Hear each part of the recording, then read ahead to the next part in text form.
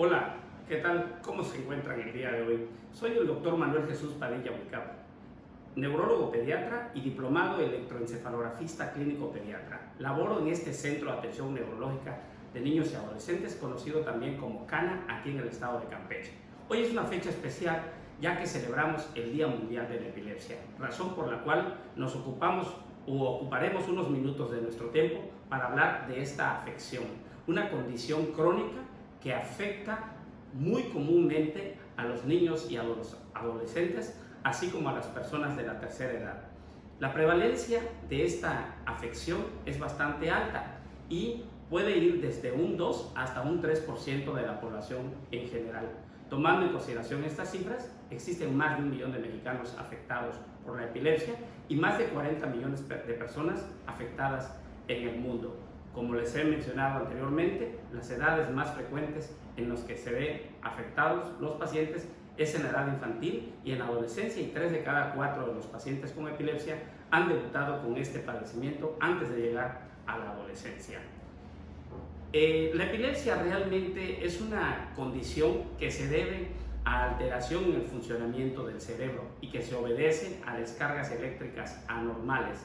Existen dos grandes grupos de pacientes: aquellos cuyas manifestaciones de las crisis epilépticas se generan en una parte del cerebro. Antes a estas crisis se les llamaban como crisis parciales, hoy en día se conocen como crisis focalizadas. Pero también hay un grupo de pacientes en los cuales las manifestaciones de las crisis obedecen a un involucro, a una alteración del funcionamiento de todo el cerebro desde el inicio de los eventos. La epilepsia realmente tiene diversas causas o diversos orígenes. En un porcentaje de los casos puede tener relación con la herencia. Sin embargo, también puede deberse a alguna alteración en la estructura del cerebro. En otras ocasiones pueden obedecer a procesos infecciosos o parasitarios del mismo. En otras, algunas enfermedades inmunológicas, enfermedades metabólicas. Y hay un porcentaje de pacientes que, aún siendo estudiados, no se logra determinar su causa. Es importante que cuando abordemos a los pacientes con crisis epilépticas realicemos una adecuada historia clínica, haciendo un adecuado interrogatorio sobre los antecedentes para tratar de determinar el origen de las crisis, hacer una revisión neurológica, un examen físico apropiado y, dependiendo de esto, pues solicitar algunos exámenes que nos puedan ayudar a complementar el diagnóstico. Por siempre en medicina la historia clínica es fundamental, hacer este buen interrogatorio y revisar a nuestros pacientes. Es fundamental que consideremos que la enfermedad se va a expresar de acuerdo a las áreas del cerebro que se encuentren involucradas o afectadas. Es decir, si el área del cerebro donde exista la alteración tiene que ver con una alteración de movimiento, la expresión será como tal relacionado a esto, una alteración de movimiento. Pero no todas las crisis epilépticas tienen que ver con movimiento. Las crisis que están relacionadas con alteraciones del movimiento se le llaman crisis epilépticas convulsivas. Pero también puede ser que el paciente, al no tener una alteración de movimiento, tenga otro tipo de expresión, una alteración de tipo de las sensaciones, de las percepciones, un paciente que perciba un zumbido, que deje de ver, que siente entumido, que no siente una parte de su cuerpo. Puede ser una alteración visual, el paciente deja de ver, ve luces brillantes, ve las cosas muy cercanas, las puede ver muy lejanas, las puede ver muy grandes, las puede ver muy pequeñas. Pueden haber alteraciones del pensamiento, pueden haber alteraciones del comportamiento, de la conducta, alteraciones del lenguaje, alteraciones psíquicas, pueden haber una gran diversidad. Entonces, es fundamental que cuando nosotros hacemos la evaluación, preguntemos y reconozcamos cuáles son los primeros cambios que se observan en el paciente que nos puedan ayudar en un momento dado a clasificar de una mejor manera y poder definir si las crisis corresponderían a crisis focales o crisis generalizadas. Una vez que hemos elaborado la historia clínica, podemos valernos de algunas herramientas complementarias, los estudios de laboratorio. Hay que recordar que no todos los pacientes que presentan crisis convulsivas o no convulsivas, necesariamente las crisis son epilépticas. Hay otras cosas con las cuales pueden confundirse. Entonces, si mandamos a hacer algunos estudios de laboratorio, podríamos determinar si la causa de la convulsión o de la crisis pudiera obedecer a otra y que no necesariamente sea un fenómeno epiléptico. Sin embargo, van a haber algunos pacientes que durante su examen encontremos señales de que puedan estar cursando con alguna alteración o alguna secuela de una enfermedad o padecimiento neurológico. En ellos consideraremos la posibilidad de hacer otros estudios como estudios de imagen cerebral, la tomografía computarizada cerebral o la imagen de resonancia magnética cerebral, que en algunos casos nos van a ayudar a determinar la causa de la epilepsia.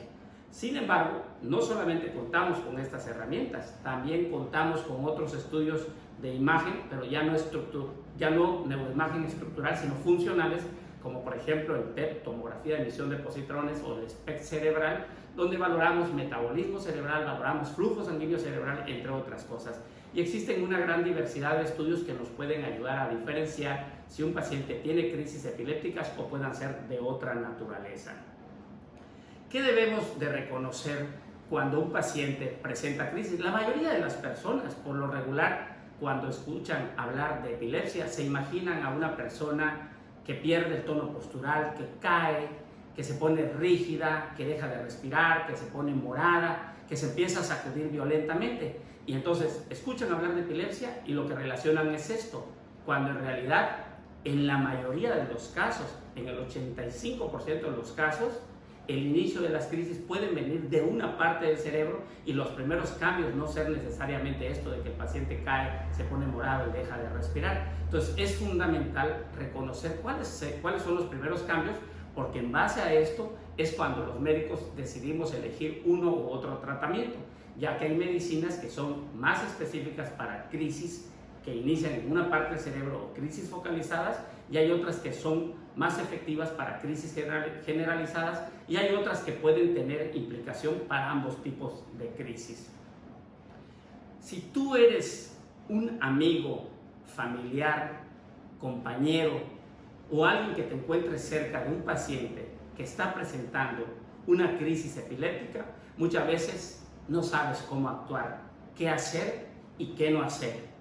Entonces, al querer ayudar a esta persona que está sufriendo de esa crisis epiléptica, en lugar de ayudarlo, podrías perjudicarlo. Aquí voy a hacer algunas recomendaciones muy simples de cómo actuar en el momento en que el paciente presenta una crisis. Si el paciente presenta una crisis generalizada, en el momento en el paciente ha iniciado con esto, lo puedes ayudar recostándolo. Lo primero es mantener la calma, no te asustes, no te desesperes. Acuesta a esta persona, colócala boca arriba y pon de lado su cabeza, o también puedes colocarlo de lado, porque si durante la crisis el paciente llegara a presentar vómitos, estaríamos disminuyendo el riesgo de que con estas propias secreciones de él se fuera a ahogar, se vaya a broncoaspirar. Segundo, si la ropa que trae es una ropa que está muy apretada al cuello o a la cintura, en el caso de los pantalones o las faldas, debes de aflojarlo para que el paciente tenga más comodidad y más libertad para respirar.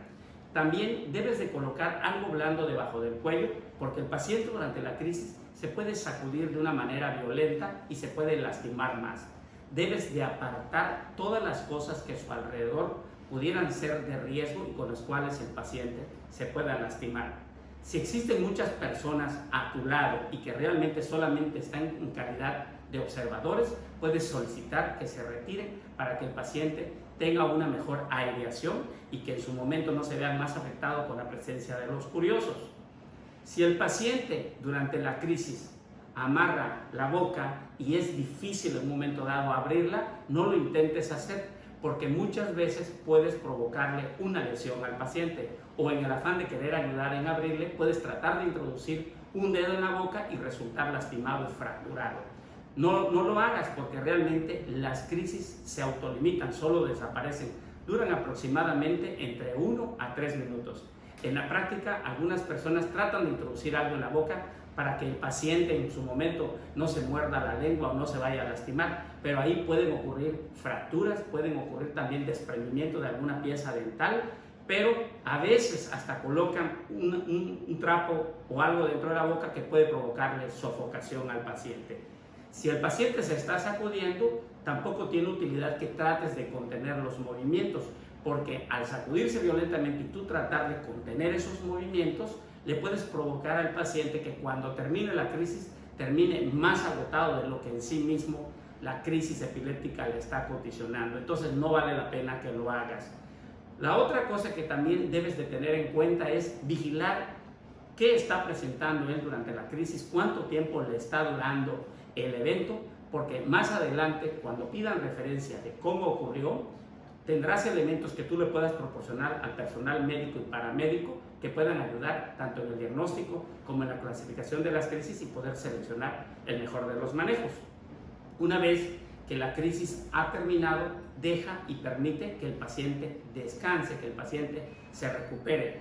Si el paciente en su momento tuvieras que darle algo de beber, no le ofrezcas alimentos, no le ofrezcas líquidos, si no ves que el paciente ya ha recuperado su reactividad o su estado de alerta. Debes de estar a su lado y apoyarlo también desde el punto de vista emocional, no hacerlo sentir mal. En ese momento le puedes explicar lo que le sucedió y dejarlo descansar. También recordarle que no deje de tomar sus medicinas. Si es un paciente que ya ha sido diagnosticado previamente con epilepsia y tiene un tratamiento establecido, porque una de las posibles causas de la cual se haya presentado el descontrol obedezca a la suspensión de la medicación. Si es un paciente de primera vez que ha convulsionado por vez única, entonces en este momento es mejor apoyarlo desde el punto de vista emocional y a lo mejor tengas que proceder llamando a un servicio médico. Una vez que ha terminado el evento y haciendo estas recomendaciones, entonces tendremos elementos para poder ayudar al médico en la atención de estos pacientes. ¿Qué es importante? El paciente puede ser un paciente epiléptico ya conocido, ya con el diagnóstico, o puede ser un paciente de primera vez. Si el paciente ya estaba diagnosticado, debemos de hacerle algunas recomendaciones como médicos, como profesionales de la salud mental, respecto a cuáles serían los factores de riesgo que podrían haber condicionado el descontrol de las crisis. Una de ellos, que haya suspendido el medicamento. Entonces los vamos a invitar a que tengan un apego más regular al tratamiento establecido. Acudir a sus controles médicos para vigilar que la dosis de la medicina que está recibiendo sea la adecuada, ya que puede ser que aunque sea adecuada, las cantidades dentro de la sangre no sean las suficientes para inferir o darle la protección que necesita. Es importante que controlemos los procesos infecciosos febriles, porque la fiebre puede ser un factor de riesgo que también los descontrole. Otra de las cosas que tenemos que decirles es que deben de dormir regularmente. Hay una relación muy directa entre lo que es la privación del sueño y el descontrol de los pacientes con epilepsia. Si eres epiléptico y pasas malas noches o mal duermes, tienes un riesgo muy alto de presentar descontrol. También debemos de trabajar con el control de nuestras emociones, ya que el estrés y tanto las emociones como negativas como positivas pueden ser una causa de descontrol de crisis. Debemos de pedirle al paciente que haga ejercicio con cierta regularidad, pero que se evite en su momento hacer una actividad física excesiva que pueda condicionar fatiga. También tenemos que invitarlo a evitar que hagan ayunos prolongados. Y también tenemos que indicarles que no se automediquen, porque existen algunos medicamentos que pueden tener interacciones con los medicamentos que sirven para el control de la epilepsia y por lo tanto ser una causa de descontrol. Si eres una persona adulta que conduces vehículos, entonces si estás con el diagnóstico de epilepsia y no tienes un adecuado control de crisis, la sugerencia es no conducirlo, no hacerlo, no andar en patines, no andar en bicicleta, no andar en motonetas, no andar en vehículos. ¿Por qué? Porque pones en riesgo tu integridad, tu vida, pero no solamente tú, sino también la de otras personas que nada tienen que ver con esto y que son parte de nuestra sociedad. Entonces hay que considerar estas posibilidades. La epilepsia, como decíamos, se manifiesta de formas muy diversas. Actualmente estamos viviendo una situación de contingencia mundial. Estamos padeciendo coronavirus y esto está impactando mucho emocionalmente y en la salud de toda la comunidad a nivel mundial. Si esto es un proceso infeccioso, hasta estos momentos no sabemos realmente o no conocemos todo acerca de cómo va a repercutir en los pacientes con epilepsia. Una de las cosas serían que al estar en contingencia, los pacientes no acudan a sus citas de control o ya no tengan a su disposición los medicamentos que sirven para el control de sus crisis y pudieran descontrolarse. A ellos los tenemos que invitar a que oportunamente consigan las medicinas, que no abandonen su tratamiento. Se ha visto igual, hay publicaciones de que este virus también puede alcanzar el sistema nervioso central y provocar inflamación del cerebro con todas las implicaciones consecuentemente. Entonces tenemos que estar atentos a cómo vamos a evolucionar en relación a este problema a nivel mundial, a esta pandemia de coronavirus. El paciente con epilepsia realmente, desde el punto de vista psicosocial, tiene muchas repercusiones y pueden ser estas muy extremas. Dentro del mismo seno de la familia, puede ser que al existir un paciente con epilepsia, este sea sobreprotegido por los padres, pero también puede ser lo contrario, que pueda ser rechazado por los mismos o que los hermanos se disgusten porque las atenciones son hacia el paciente epiléptico, hablando del seno familiar, o que los recursos económicos se dispongan para comprar medicinas y que esto merme en la alimentación o en el vestido de la familia. Pero no solamente las implicaciones están dentro del ámbito familiar, también hay repercusiones a nivel de sociedad, y entonces muchas veces estos niños o estas personas son expulsados de las escuelas o les sugieren que no regresen a la escuela hasta que no estén controlados. Muchas veces les piden que ni regresen. Entonces tenemos muchas repercusiones. Realmente a los pacientes con epilepsia no le debemos de dar más cosas de las que realmente necesita cualquier ciudadano. No tienen derecho a privilegios, pero sí un trato como cualquier persona. Nuestro objetivo final es que nosotros hagamos un diagnóstico oportuno, que hagamos un tratamiento adecuado para mejorar la calidad de vida de estos pacientes y darles la oportunidad de tener una vida lo más cercano a lo que es normal. Realmente durante mucho tiempo se ha hablado de sacar a la epilepsia de las sombras, y esto se consigue solamente a través de la educación médica continua y a través de la difusión de estos documentos. Hoy día, celebrando el Día Mundial de la Epilepsia, hagamos conciencia. Nos preocupan la pandemia de coronavirus, pero la epilepsia es un problema de salud público que realmente debemos de atender. Muchas gracias y muy buenas noches. Recuerden que los pacientes requieren estudios y que el estudio fundamental para ellos es el estudio del electroencefalograma. Ese estudio es básico para poder hacer el diagnóstico. Este estudio consiste en colocar cables en la superficie cerebral y registramos las señales eléctricas. A través de esto, nosotros podemos saber si el paciente tiene alguna descarga que viene de una parte del cerebro o si la descarga es generalizada, y eso nos ayudará en su momento a poder definir cuál va a ser el mejor tratamiento farmacológico del paciente.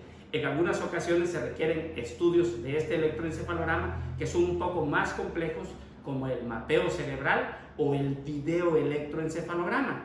En el videoelectroencefalograma, en el momento en que estamos haciendo el registro del paciente, en ese momento también estamos viendo al paciente en un monitor o cámara, y si el paciente ahí presentara la alteración de movimiento o la alteración de la crisis epiléptica, aunque no sea de movimiento, en ese momento podríamos correlacionar si coincide la alteración con descargas eléctricas anormales, y eso también nos podrá permitir hacer diagnósticos diferenciales y decir: esto no es una epilepsia, sino es un trastorno también paroxístico del movimiento, que no es epiléptico, que puede ser un desmayo, un síncope, puede ser un espasmo sollozo, puede ser un ataque de migraña.